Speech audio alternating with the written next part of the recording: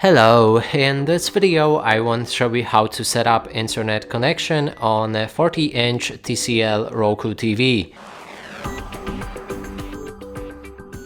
To do this, first we'll need to open our settings, then navigate to the network.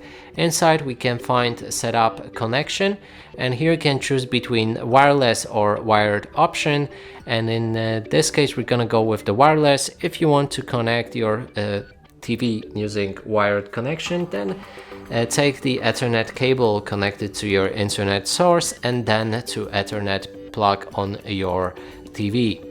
But anyway, let's go with the wireless. Here it will look for any wireless networks, that means Wi-Fi networks.